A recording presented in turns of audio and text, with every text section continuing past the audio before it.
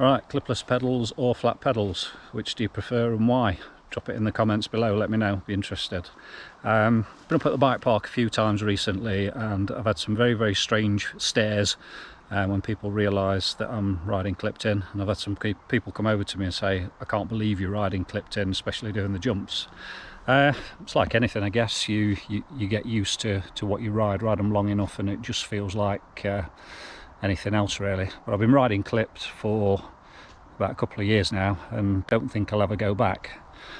I think one of the misconceptions around clipless, or the term clipless, people think, well, why are they called clipless pedals when clearly you're clipping in? You can hear you clicking in and out. And I think that goes back to a few years ago when the old bikes, my road bikes, got them, and I'll drop a picture of them on the screen now just so you can see what I mean. But the old clipless pedals were like a toe clip that was attached to the pedal, and then your toes slid in, and yeah, that's where the term comes from. But as technology's advanced over the last few years, you don't have that mechanism anymore.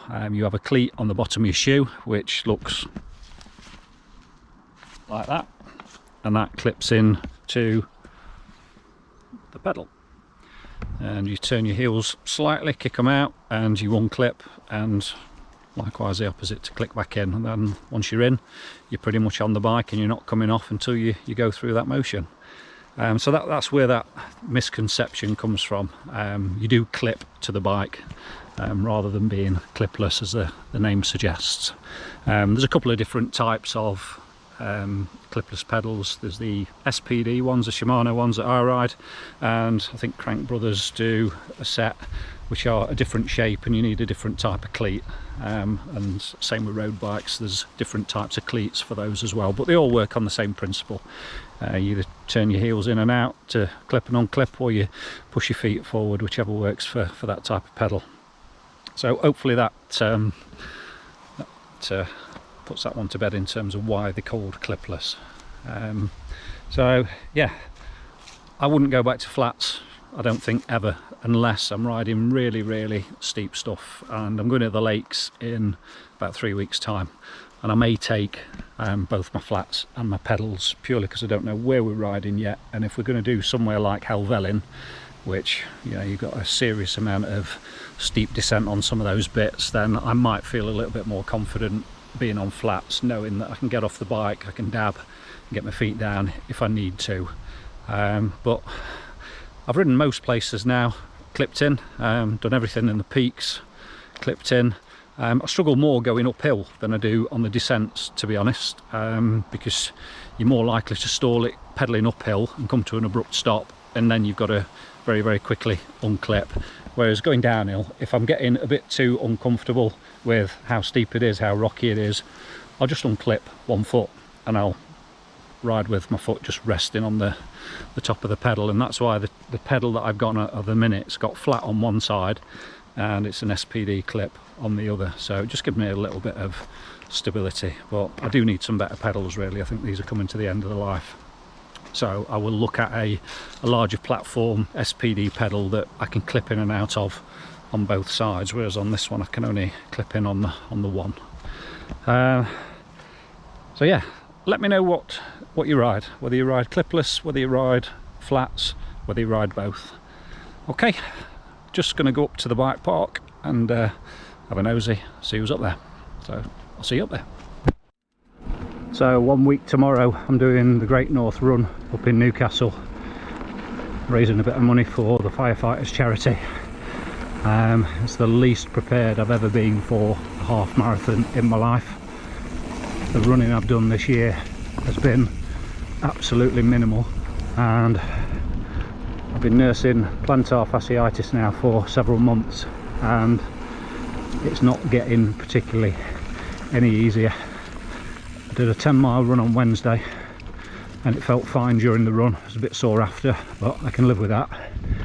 I've been out and done park run this morning, and after 2.5 miles I was in absolute agony. I've been literally limping around the house, so I don't really know how next week's going to pan out. I'll do the run I won't be breaking any records. To be fair, I said that I wasn't putting myself under any pressure, and I'm just going to go and run it and enjoy the atmosphere and soak it up without being pressurised to do a particular time.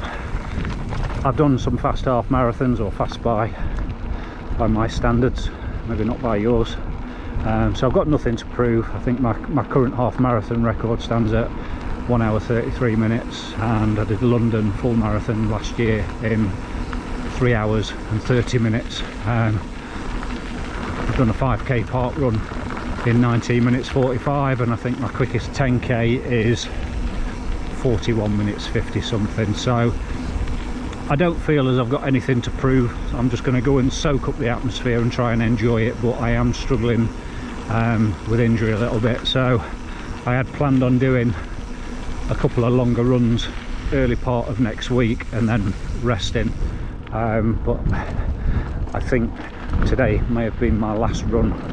I may just stick to the bike for the rest of next week just to keep the fitness up. I'll see how I go, but I was in absolute agony this morning. I felt like I've gone backwards 10 steps. Absolutely fine riding the bike, it's barely noticeable, just feel a little twinge, but compared to walking on it, worlds apart. So I'll be using the bike to stay on top of the fitness and just hope that I've got the fitness to get me around 13.1 miles. So if you enjoy running, if you watch a Great North, look out for me on TV next Sunday morning. Not sure exactly what time it starts, about 10:30 I think. I'll be in a firefighters charity red vest. I can't even remember what the number is at the top. I'll drop it in the video. 10,000 and something. So yeah, got that to, I say, look forward to. It's certainly an experience, if nothing else. Yeah, it could be a painful one, and I think I might be suffering for a few days after that. And I think my running from now on will be just for fitness and nothing else. I've got no passion at the minute for ever doing another full marathon or half marathon, but never say never. But when you're injured, I think it does take the fun out of it. So for now, stay on the bike. Having far too much fun doing this all the time.